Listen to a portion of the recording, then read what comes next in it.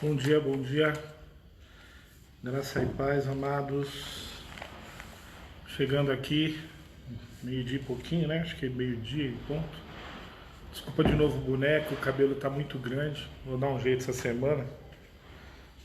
Melhor o bonezinho do que você me vê, irmão. O cabelo... Meu cabelo é pichain, então vai ficando muito... A escova não penteia, né? Eu gosto do meu cabelo, viu? Só preciso dar uma baixadinha nele, né? Em nome de Jesus a gente vai fazer isso. Nós estamos aqui novamente, esperando aí para começarmos. Já vamos estar iniciando essa ministração. Amém? Glória a Deus. Louvado seja o nome do Senhor. Mais uma vez estamos aqui e o Senhor tem nos abençoado, né?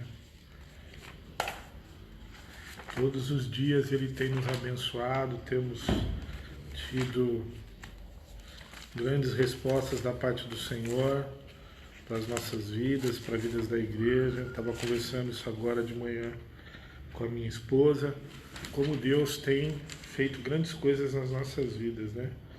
E isso é maravilhoso.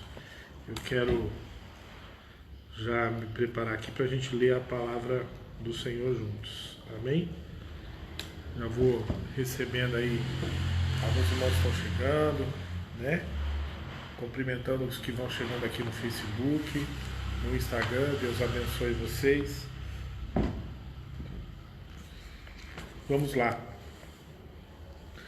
Passagem que nós estamos lendo oficial, hoje acho que é o 13º ou 14º dia. Não lembro corretamente qual é o dia, mas a gente depois vai vendo quando a gente coloca lá. Acho que hoje é o 13º ou 14º dia dessa ministração. Agora nós estamos falando mais sobre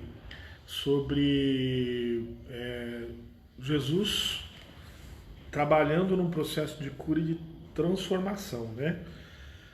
1 Pedro, capítulo de número 2, epístola do apóstolo São Pedro, no capítulo de número 2, no versículo de número 24 e no versículo de número 25. Vamos ler? Diz assim a palavra do Senhor.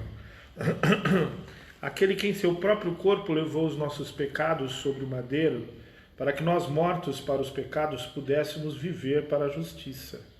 E pelas suas feridas fostes curados. Porque éreis como ovelhas extraviadas, mas agora voltastes ao pastor e bispo das vossas almas. Essa aqui é a leitura oficial que nós estamos lendo. Oficial? Parece que nós estamos no culto, né? Mas é a leitura tema que nós estamos lendo, né? Ontem nós falamos um pouco sobre Caná da Galileia, né? Jesus operando. Nós estamos discorrendo muito sobre o Evangelho segundo escreveu São João, né? Nesse Evangelho nós falamos muito a respeito, desenvolvemos muito os temas e princípios a respeito da cura. Quem está chegando agora não vai entender tudo. Aí eu aconselho você a entrar no Instagram, onde tem todas as gravações, né? No canal da Rema também tem. E nós temos o canal do YouTube, Comunidade Apostólica Rema. Lá você tem todas essas ministrações a respeito da cura, né? Nós vamos colocando aos poucos lá. Eu não tenho renovado porque eu tenho percebido que o pessoal tem acessado pouco o canal. Então pelo Instagram você consegue também achar essas ministrações, onde nós já estamos no 14º dia falando a respeito desse tema, a cura. Não é uma ministração exteriorizada, ela na realidade é uma ministração compartilhada, né? Nós estamos usando isso para que a gente possa compartilhar sob um ponto de vista de cura mesmo para mim, para todos que estão querendo participar em relação a isso. É uma ministração de transformação, amém? Ontem eu postei no grupo, eu tenho uma relação de transmissão, de todo mundo que eu vou contatando aí, vou mandando algumas coisas a respeito da palavra de Deus. Existe um post que a gente faz sobre as palavras de Jesus e tal. E eu postei e fiquei muito surpreso em ver o retorno de muita gente pedindo oração, porque está passando por depressão, por diversos problemas, por situações outras. E a gente vai, e eu vou convidando o pessoal para estar vindo para cá, nessa live, né, nesses dias que a gente vai compartilhando, para que a gente possa estar junto buscando esse processo, amém? A oportunidade está dada, né, irmão? Jesus passou 3 anos na Terra e ele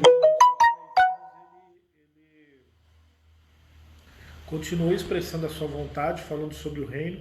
Depois vieram os seus discípulos, a igreja veio, e aqueles que deram ouvidos e que abriram o seu coração e se tornaram discípulos, alcançaram a graça e a misericórdia, né?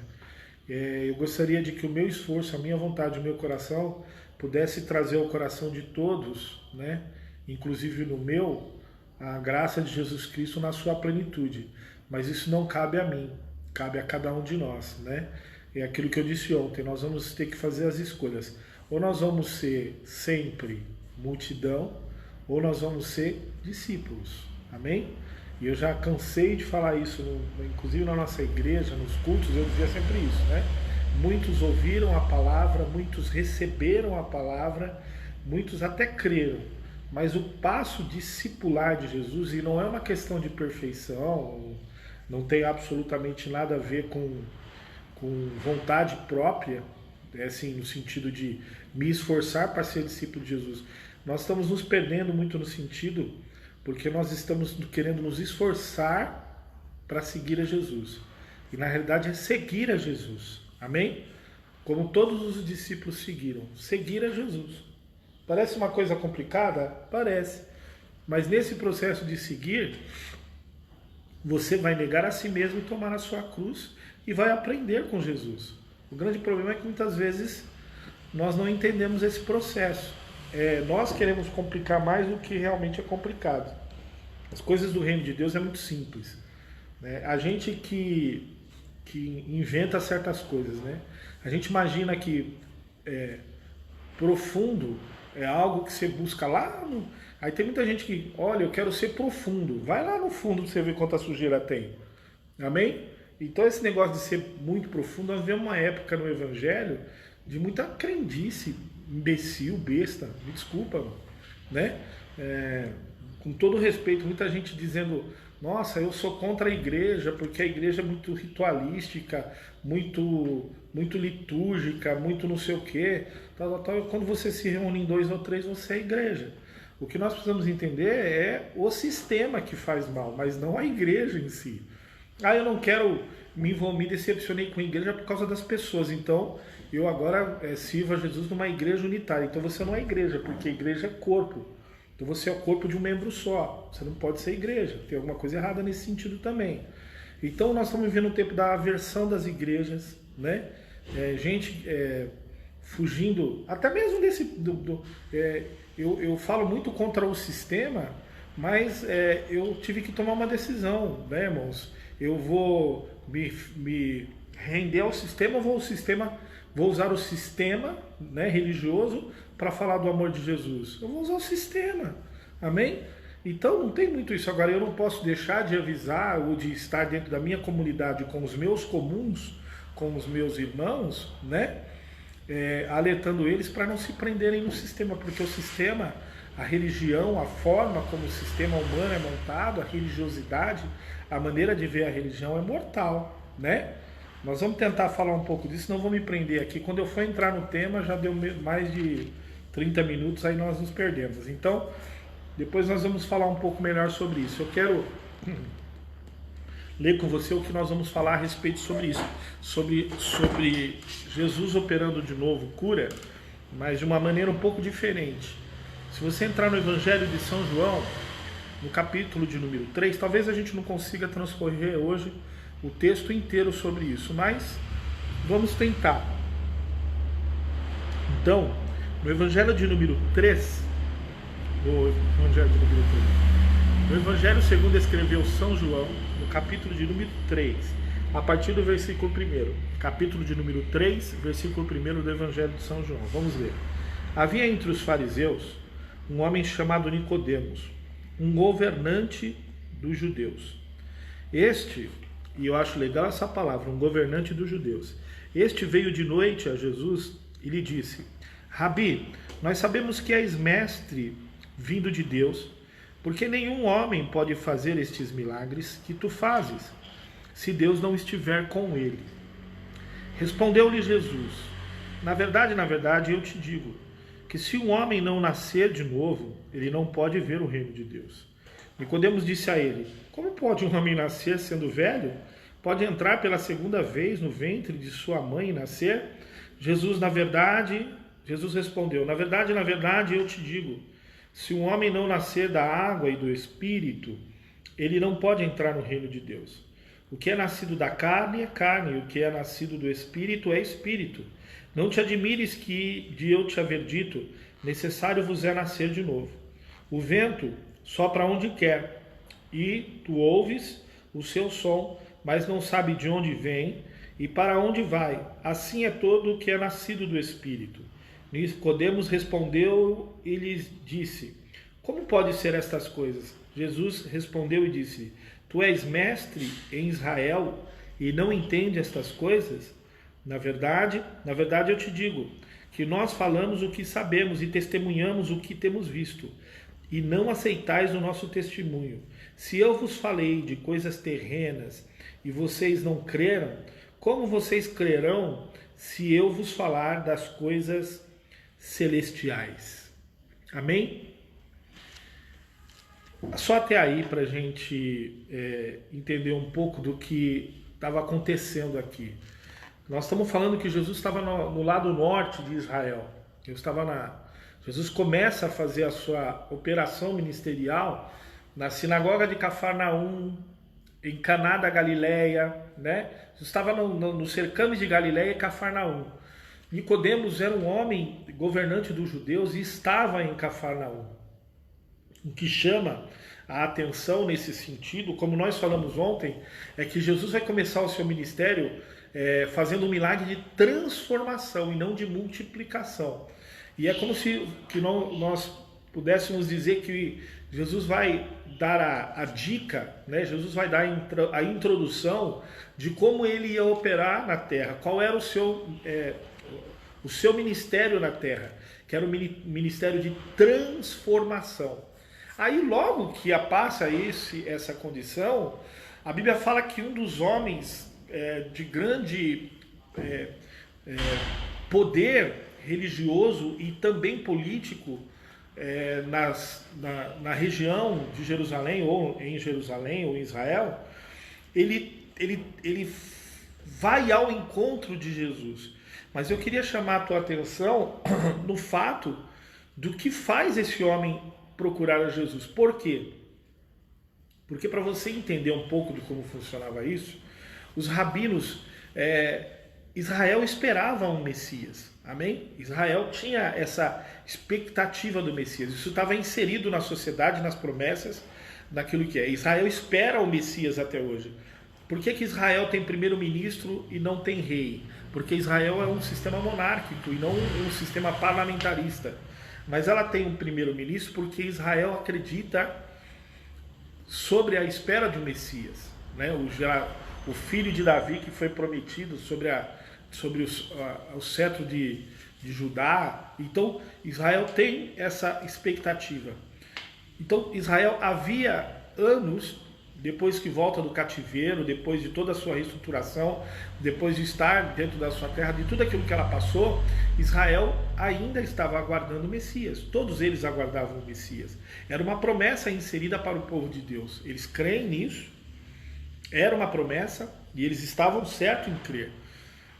Mas todas as vezes em que acontecia algo, porque Jesus não é o primeiro homem que aparece na sua geração, ou um pouco antes dela, dizendo que era o Messias. Outros Messias apareceram, outros homens apareceram se dizendo Messias. Então existia uma condição entre o rabinato, né, entre o centro rabínico de Israel, que todas as vezes em que se aparecia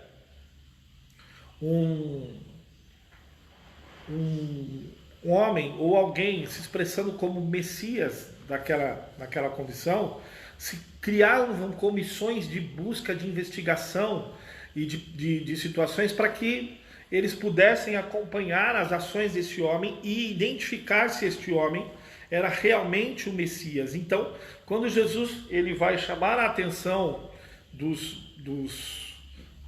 fariseus, ele já vem pós um outro homem que estava sendo investigado. A Bíblia diz que João Batista estava precursando, ou seja, João Batista estava apregoando já a respeito do reino de Deus um tempo antes de Jesus. E os mesmos fariseus e os mesmos mestres daquela época, os escribas, eles foram até João Batista na mesma expectativa de ver se João Batista era realmente o Messias. E João Batista vai expressar a seguinte palavra: não sou eu que sou o Messias, eu vim apenas preparar o terreno, o espaço para que o Messias viesse.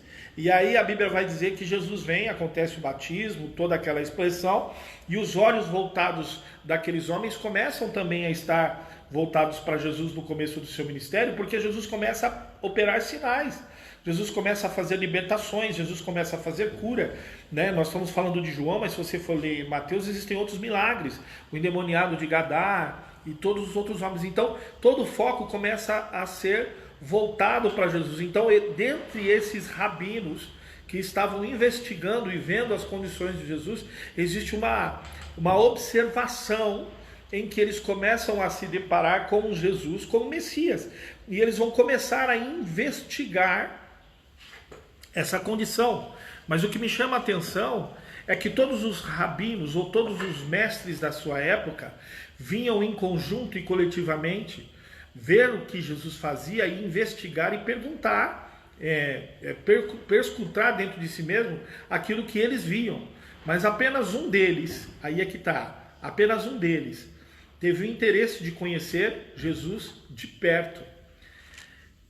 E aí esse homem vai quebrar a primeira barreira mais importante para ser seguidor de Jesus, é o preconceito. Amém, irmão? Porque assim, preconceito não é julgar mal. Preconceito é julgar mal sem conhecer. Amém?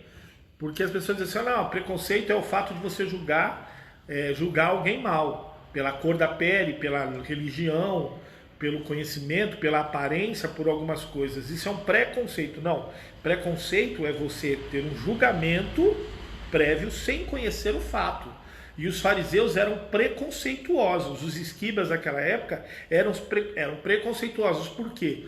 Porque eles já haviam por diversas vezes se decepcionado com falsos messias. E a expectativa que eles tinham do Messias era um libertador político das mãos de Roma.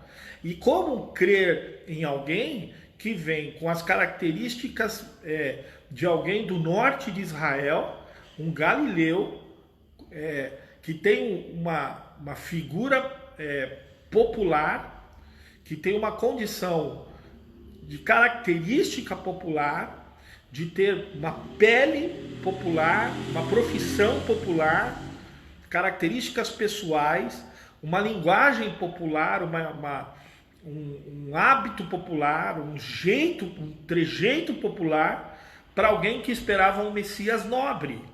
Amém? Então eles vão gerar um preconceito.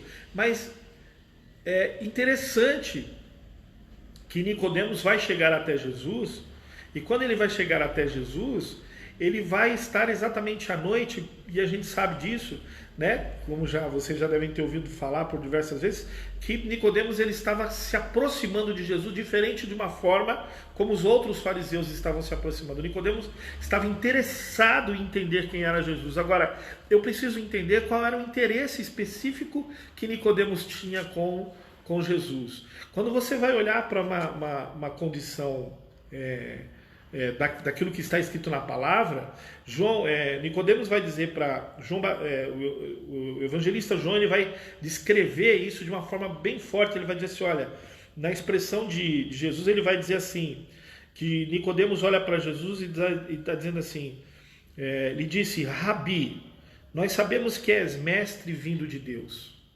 Então existe um reconhecimento, amém, de Nicodemos a respeito daquilo que Jesus é dado como mestre. Então ele fala assim, olha, você é mestre, você é rabino vindo de Deus. Porque ele vai olhar, não literalmente, e isso é importante nós entendermos, não literalmente só pelo que Jesus estava fazendo. Ele via alguma coisa diferente em relação a Jesus.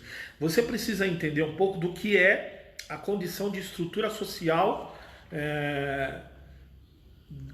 da sociedade judaica. Para você ter uma ideia, uma criança quando vai fazer o bar mitzvah de 2 anos, ele vai praticamente escrever o Pentateuco, os 5 livros da Bíblia. Com 14 anos, o Velho Testamento para nós ele é decorado para uma criança de 14 anos dentro do processo. Isso não é um absurdo, amém? Isso não é um absurdo. As crianças judias, principalmente daquela época, aos 14, 15 anos, todas elas em geral sabiam o Velho Testamento em decor. Ou seja, elas tinham decor o Velho Testamento. Isso não era algo absurdo, isso era o comum. Só que os que mais se destacavam dentro de toda essa condição eram chamados e colocados aos 14, 15, já na sua adolescência, eram colados a um desses mestres, a um desses fariseus rabínicos, Gamaliel, Nicodemos, todos os outros, esses grandes mestres, Caifás, os homens do Sinédrio, eles tinham esses discípulos, esses meninos que nós chamamos de prosélitos, que cresciam sobre um conhecimento. Saulo de Tarso era um desses pequenos jovens que foi destacado na sua época e foi colocado aos pés de Gamaliel para crescer com um dos maiores mestres da sua época.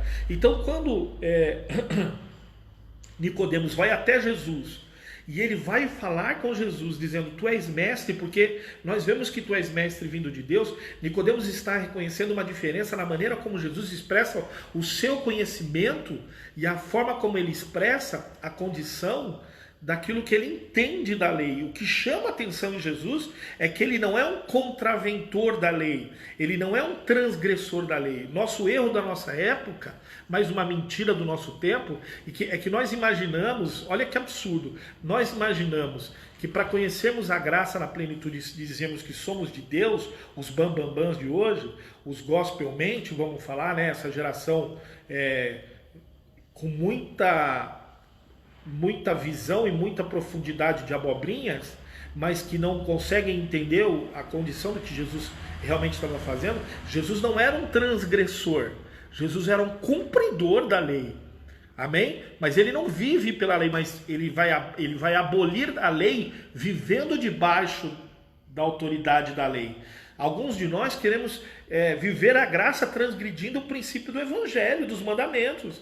Nós achamos bonito sermos transgressores da verdadeira graça. Nós achamos bonito sermos transgressores dos princípios. Amém? Jesus ele não transgride a sua própria essência, vai ofender a lei, porque a lei, sendo vista do ponto humano, vai trazer uma condição errada de ver a lei. E Jesus vem cumprir a lei da maneira correta, da maneira divina, da maneira dos seus princípios.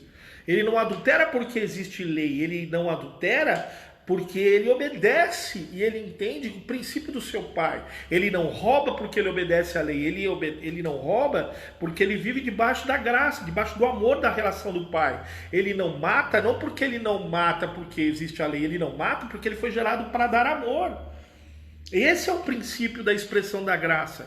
Nós hoje estamos querendo viver um processo de cura uma cura transgressora, amém? Uma cura onde nós imaginamos que nós podemos fazer uma transgressão no amor com princípios. Oi, você está aqui? Irmão, nós estamos vivendo uma das épocas mais perigosas da nossa geração, porque nós não conseguimos entender onde está a base do princípio. É triste, é terrível, é confrontador, é dolorido, as pessoas querem fugir dessa realidade. É mais bonito nós vemos um evangelho afrouxado, um evangelho acovardado, um evangelho vendido, um evangelho montado com um monte de coisa, mas infelizmente, meu querido, nós estamos falando aqui de cura, e nós estamos falando de cura não para viver na terra, de cura para sermos discípulos de Jesus e caminharmos para o propósito maior dele, de irmos para o céu. Não é uma cura voltada para uma condição de sermos curados para viver o paraíso na terra. Nós queremos, é uma cura para buscarmos a nossa verdadeira herança, e isso tem preço. Jesus, ele veio exatamente nesse sentido. Então, quando o mestre olha para ele, e o mais engraçado de tudo, eu vou entrar aqui no mérito, eu não falei para você que hoje a gente não vai conseguir entrar 100% nesse texto, então eu vou falar só uma parte para a gente entender. O que chama a atenção de Nicodemos, e isso é que é incrível, é que essa autoridade de Jesus, olha só para você ter uma ideia, quando Jesus aos 12 anos é encontrado junto aos fariseus dentro do templo, e eles estão fazendo uma roda e Jesus está conversando com eles, qualquer criança de 12 anos poderia fazer a mesma coisa, porque uma criança de 12 anos já conhecia uma parte da lei e tinha condição de falar com esses judeus. O grande poder de Cristo naquela época é que Jesus estava perguntando aos fariseus perguntas que eles não podiam responder. Então Jesus não estava simplesmente conversando aos 12 anos, Jesus estava perguntando para os fariseus coisas que eles não sabiam nem responder. Eles eram mestres da lei, mas um garoto de 12 anos estava cheio da autoridade de Deus, fazendo perguntas para eles que eles não podiam responder. Então eles ficavam maravilhados. De onde vem tanta sabedoria? Era essa a expressão que Nicodemos vai ver em Jesus. E essa expressão que Nicodemos vai ver em Jesus vai chamar a sua atenção para ele querer conhecer Jesus de uma maneira melhor. Mas alguma característica, uma grande característica de Jesus, que eu quero deixar aqui para nós entendermos, talvez nós vamos sair disso hoje, e amanhã nós vamos falar a respeito do que nós estamos falando, é que o grande poder transformador de Jesus, aquilo que Jesus veio fazer é a maneira como Jesus vem se demonstrando como mestre na sua época. Porque provavelmente os outros que vinham se apresentando como Messias, vinham apresentando uma figura de libertação política. Amém? Ou muitos poderiam vir com uma autoridade religiosa. E aí eu vou dizer uma coisa para você. O povo de Israel já tinha visto e já estava cansado de ver estes mestres conhecedores e que colocavam uma imposição de postura de clérigo, que eu falo de status, aonde eles separavam os puros dos impuros, os bons dos ruins, os perfeitos dos imperfeitos. Oi, você está aqui? E aí quando vem Jesus, né, e nós vamos transcorrer isso mais na frente, Jesus vai ter uma característica, uma maneira diferente de se apresentar ao povo. Por quê? Porque o foco de Jesus não eram os sábios. O foco de Jesus não eram os perfeitos. O foco de Jesus não eram os puros. O foco de Jesus era o inverso. Jesus veio, ele não transgrediu a lei, mas ele foi um transgressor do sistema social. Oi? Você está aqui? Então vamos lá. Olha que interessante. Jesus não transgride a lei, mas ele usa a própria lei para transgredir o sistema social que estava usando a lei para transgredir a graça. Existe uma guerra de transgressões, amém? Os homens, imaginando a correção da lei, transgrediam a boa graça e a boa vontade de Deus. Jesus usa a mesma lei para transgredir, ele não transgride a lei. Ele usa a mesma lei para confrontar e transgredir a condição da visão humana. Então, quando nós olhamos Jesus sentado à mesa com os impuros, quando nós olhamos Jesus sentado à mesa com os pecadores, quando nós olhamos Jesus estando perto dos leprosos, estar olhando Jesus tocando o esquife de um morto, sendo tocado por uma mulher com fluxo de sangue, e de lá sai virtude. Ora, a mulher que o toca é impura. Então, a pergunta é, né? Ontem eu ouvi uma ministração muito, muito legal de um pastor que ele estava dizendo assim: no seminário Missões pela Igreja. O pastor Ednei René, ele vai falar muito sobre isso. Ele vai dizer assim, que há uma reunião da igreja na época dos concílios de Trento, que eles passaram um tempo discutindo se a mosca caísse na água benta, a mosca deixava a água benta impura ou a água benta purificava a mosca, né? E aí, aí existe a grande questão. Jesus já tinha respondido isso, porque Jesus já havia purificado. Amém? Jesus já tinha mostrado que é o poder dessa questão. Então eles estavam preocupados no rito religioso. Então Jesus já tinha mostrado o que é a condição de purificação. Hoje eu postei um dos posts que nós postamos sobre as palavras de Jesus. Jesus, ele vem no Sermão da Montanha e ele diz assim: bem-aventurados os limpos de coração, porque eles verão a Deus. Quando você olha para esse versículo, você vai dizer o quê? Caramba, a casa caiu, meu. Estamos todo mundo ferrado. Mas por quê? Estamos todo mundo perdido. Porque como é que nós vamos ver a Deus? Se existe uma palavra, e nós sabemos que a palavra diz que não há um justo sequer, quem tem pureza no coração para ver a Deus? Então parece que nós estamos falando de uma maneira contraditória, um sentido em que Jesus ele tem essa pegada contraditória, né? Ele é como a gente diz, né? Ele vai olhar para o cego e perguntar o que quer que eu te faça, né? Ele tem esses negócios. E aí Jesus vai, né? Ele vai confrontar. Então ele vai falar assim: olha, estou de brincadeira, né? E você olha para essa expressão de Jesus e fala assim: pô, então ele está tirando, limpo de coração, né? Os homens daquela época podiam até se achar, mas hoje quando nós olhamos para esta palavra, nós vamos falar assim: poxa, a gente entende o que é isso, porque a gente sabe que não há um justo sequer se não fosse. Mas existe um caminho. Então, quando Jesus está dizendo isso, ele não está dizendo os limpos de coração. E quando ele vai falar limpos, no sentido original, ele está falando de limpo, de pureza. Ele não está falando de uma origem pura. Ele está falando de uma condição de uma condição de pureza. Amém? Aí eu quero fazer uma referência.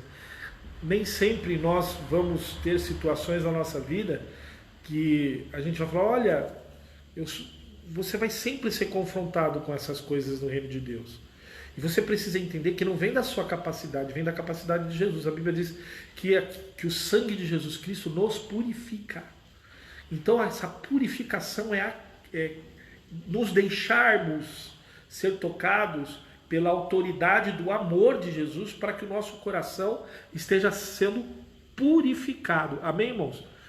E aí é nesse sentido que nós estamos falando, que Jesus ele entra dentro de uma condição e ele não vai aos puros, ele não vai aos curados, ele não vai aos limpos, ele não vai aos tratados, aos sábios, aos belos, aos bonitos, aos religiosos, aos de terno e gravata, aos que andam no desfile de moda evangélico da época dele. Ele não vai se deparar numa reunião de seminário ou numa campanha. Jesus não vai ter nada com isso. Jesus não quer essa pegada, porque ele vai entender que aqueles homens daquela época estão resolvidos com as suas situações. Eles estão lá buscando outra situação. E Jesus vai vir para pessoas, como ele diz logo no começo do Evangelho de Mateus, ele vai também usar essa expressão a respeito de cura, porque eu vim para curar, para libertar os cativos, os oprimidos de coração.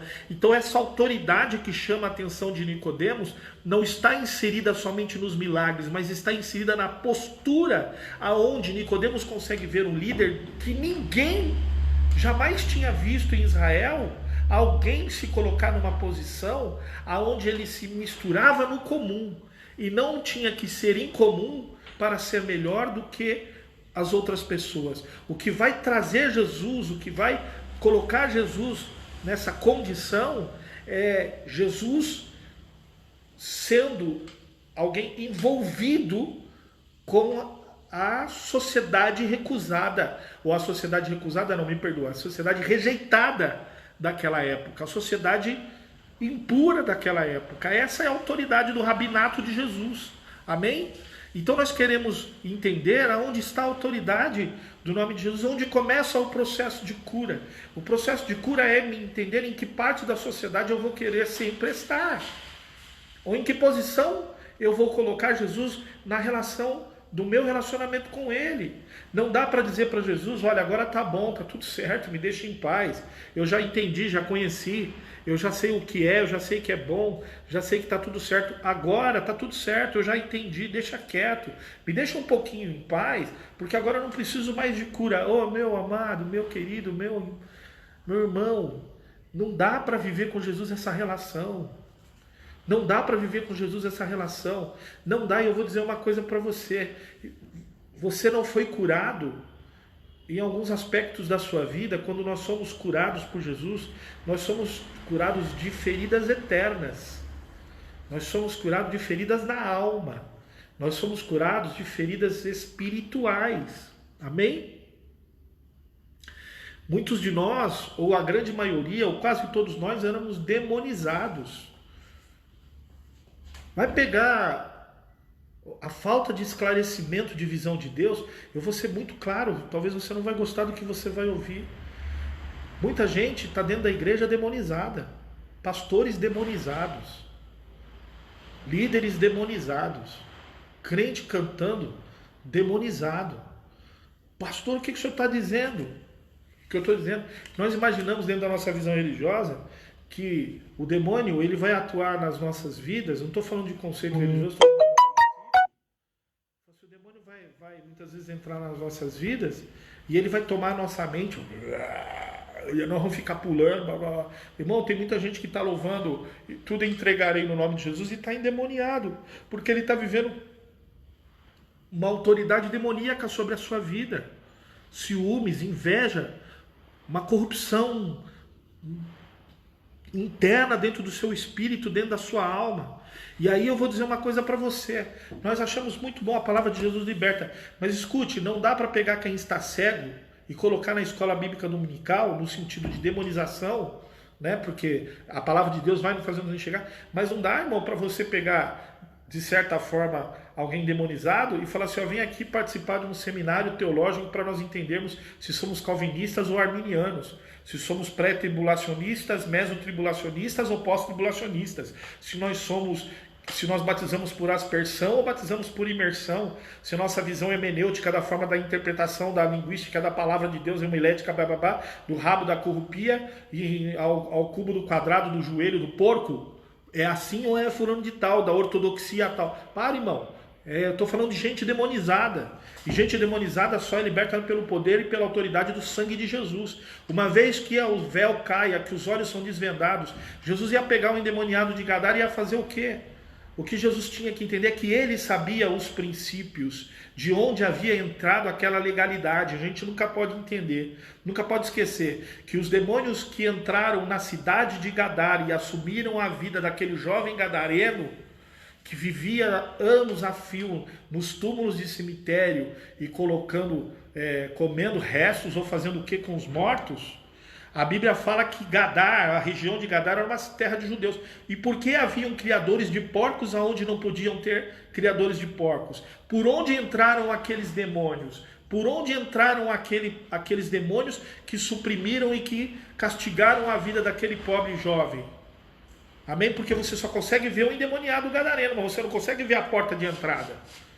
E tem muita gente que quando consegue, que vai ver quando Jesus está falando e colocando os demônios para derrubar os porcos, diz, coitadinho dos porcos, Jesus é maldoso. Escuta, os porcos estavam no lugar errado, por uma condição errada. Coitadinho do criador do porco, tomou um prejuízo. Ele tomou uma posição de estar no lugar errado, numa condição errada. Coitadinho daquele povo, daquela cidade que estava com aquele jovem. Alguém permitiu aquela criação de porcos naquela região onde não era para ser construído, onde não era para ser permitido a criação de porcos. Por onde entrou aqueles demônios naquele jovem que sofria? Pelos porcos. Por onde ele vai sair? Pela mesma porta de entrada. Meu irmão, eu quero dizer para você que a cura vai entrar na minha vida e na sua vida, né? E a doença vai ter que sair pela mesma maneira que ela entrou.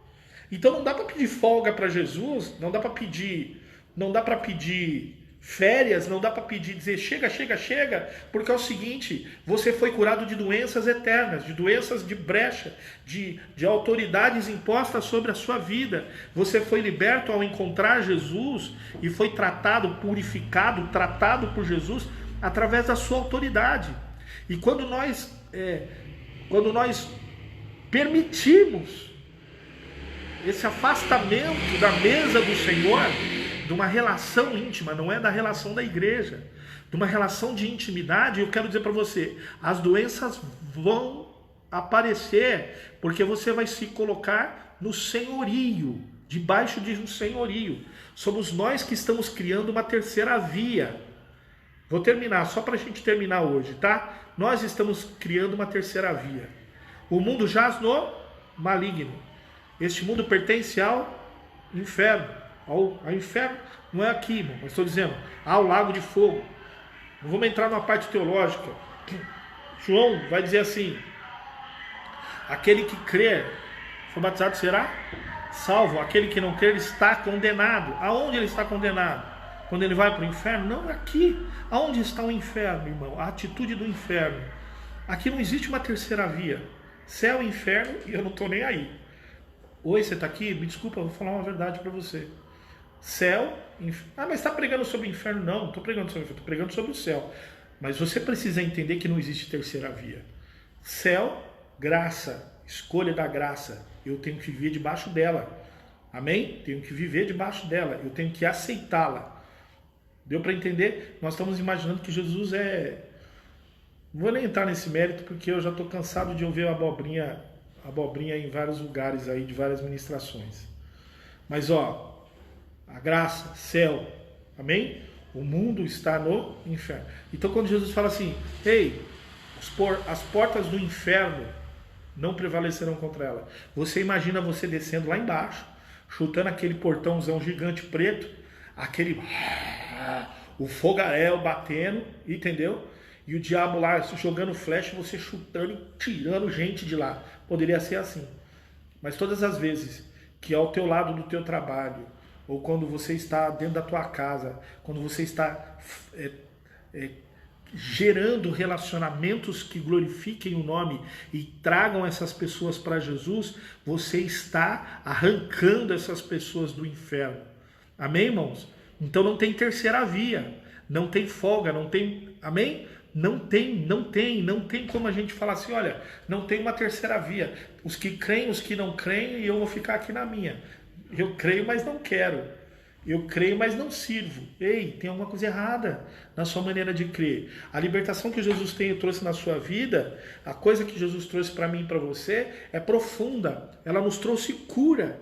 Então nós precisamos entender a dimensão dessa cura sobre a nossa vida e de que forma Jesus quer operar em nós, porque a autoridade de Jesus é exatamente essa, em manter impuros como puros, em trazer cura aos doentes, amém? Mas nós precisamos entender que o que nos gera as doenças não é uma condição simples, é uma condição das raízes e das autoridades espirituais e legalidades que foram quebradas na nossa vida.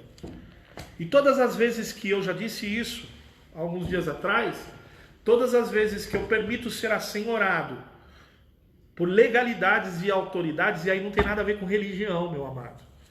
Não tem nada a ver com o sistema, não tem nada a ver com, tá entendendo? Religiosidade. Nós estamos falando de princípio. Todas as vezes que eu me permito ser assenhorado por algumas coisas que eu já fui curado, eu nomino essas autoridades sobre a minha vida novamente. E está na hora de você começar a fazer como Nicodemos. Nós nem começamos a falar sobre isso. Amanhã nós vamos continuar falando. Amém? Está na hora de fazer como Nicodemos. Começar a romper e se aproximar do Mestre para entender o princípio daquilo que Ele quer transformar na minha e na sua vida. E você já sabe o que é. Jesus precisa mudar corpo, alma e espírito, e curar a minha vida espiritualmente, psicologicamente, socialmente e biologicamente. Toda a minha estrutura na existência humana precisa ser curada toda a minha maneira de viver, o meu bio precisa estar curado. Amém? Em toda a estrutura do que eu sou, corpo e alma e espírito, entendendo que eu sou um cidadão de origem que não condiz com esta estrutura terrena da qual eu vivo. Você precisa entender isso. Você não pode aceitar uma vida, não vos conformeis com este mundo. A sua natureza não é deste mundo.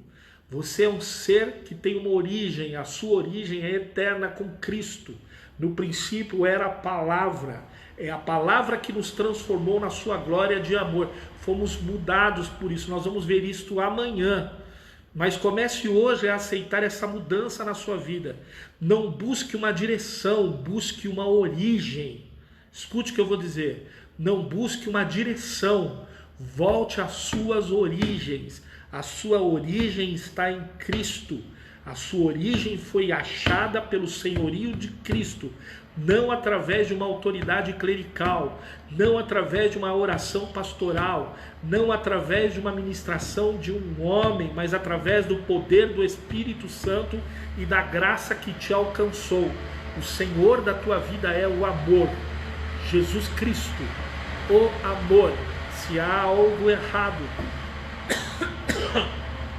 se há algo e algum senhorio tomando a autoridade da sua vida, o que foi ferido na sua vida foi o sentimento de amor, seja por religião, por autoridade familiar, por autoridade conjugal, por autoridade de relacionamento, por autoridade entre amigos, seja por qual for o sentido, pelo seu amor pelas coisas ao invés de Deus, mas é o amor quem adoece. Quando o amor adoece, quando o sentido do coração adoece, quando o amor adoece, adoece toda a estrutura, porque a presença de Deus nas nossas vidas é o amor. Jesus nos salvou por amor. Então aonde está a cura, pastor? Está na busca da cura no sentimento de amor. Vamos encontrar Jesus nem que for à noite, para entender o que ele vai dizer para Nicodemos e para mim e para a sua vida também. Amém? Mas eu quero orar agora com você, pedindo ao Senhor que Ele entre dentro do seu coração, da sua mente, do seu entendimento, e que Ele possa trazer a você uma revelação profunda do que Ele quer fazer na sua vida. Amém? E entender que Jesus não é uma autoridade acima, Jesus é a autoridade dentro, Jesus é a autoridade igualitária, Jesus é corpo, ou Jesus é a cabeça, eu sou o corpo, Ele é o noivo, eu sou a noiva, Jesus é o amado e eu sou a amada. Oi, você está aqui? É na igualdade do relacionamento que nós vamos achar a cura no amor. Vamos orar? Eu quero orar junto com você. Amém? Vamos orar. Deus eterno, Pai celestial, eu quero te agradecer, Senhor, pelos meus irmãos estarem conosco aqui até este momento. Quero te agradecer, Senhor, pelo fato dos teus filhos poderem, ó Pai querido, estar ouvindo esta ministração. Às vezes parece ser repetitiva, cansativa, mas é a tua palavra. Que o teu evangelho seja verdadeiro em nossas vidas, em nossos corações, e que ele seja transformador. Nós não queremos, Pai querido, Senhor, ser purificados em lugares, mas queremos ser purificados pela purificação do teu amor. Nós não queremos sistemas para nos purificar, nós queremos ser tratados nos nossos erros e nas nossas falhas, para que o teu amor, Senhor, nos constranja, Pai querido, Senhor, e nos purifique pelo teu amor e pela tua graça. Aleluia, Jesus, tu és maravilhoso. Que o Senhor possa visitar os corações dos teus filhos que agora estão nos ouvindo, orando conosco, e que o Senhor possa trazer uma revelação mais profunda daquilo que o teu Espírito, e somente o teu Espírito pode revelar, porque o teu Espírito está além da compreensão e fora da compreensão que os nossos olhos e as nossas mentes podem compreender. Senhor, nós te amamos e nós declaramos que somos necessitados, somos, ó Pai querido Senhor, Pai querido, da leva das pessoas que são necessitadas do teu amor, e nós não somos parte da sociedade que diz que não precisa mais de ti. Nós ainda continuamos sendo, Pai querido, moribundos, carentes do teu amor. E não nos envergonhamos de sermos isso, porque quanto mais temos sede, mais somos saciados pela tua graça e pelo teu amor. Nos visita, nos guarda, nos transforma, nos enche com o teu amor e com a tua graça. E faz a tua obra poderosa em nosso viver, em nossas vidas, em nome de Jesus. Eu queria só deixar uma palavra para você que marcou muito a minha vida. No casamento da minha filha, quando eles foram fazer os votos, meu genro, que é uma bênção de Deus, falou umas palavras bonitas, mas minha filha, quando olhou para ele e disse assim: o teu amor me constrange. Irmão, parece simples isso, mas isso foi tão transformador olhar aquilo, que uma moça olha para um homem e diz assim: o teu amor, a tua forma de me amar me constrange. Você quer constranger? Ame. Porque o amor de Cristo é constrangedor. Se você olhar para esse amor e o que ele é para você, só pelo fato de você entender o quanto você precisa dele, eu quero dizer para você, este amor é constrangedor. Deixe ser levado por este constrangimento, porque este constrangimento te levará aos pés de Cristo. Amém? Que o Senhor te abençoe e te guarde. Que o Senhor faça resplandecer o seu rosto sobre ti. E que o Senhor tenha misericórdia de ti e te dê a paz. Amém? Amanhã vamos estar de novo aqui, ao mesmo bate-horário, ao mesmo bate-rema, bate-Instagram, bate-Facebook. Vamos estar juntos nessa ministração, continuando falando sobre esse tema. Em nome de Jesus, fique com Deus. Eu te amo, em nome de Jesus. Um beijo no seu coração. Deus te ama, eu também. Em nome de Jesus. Amém? Amém.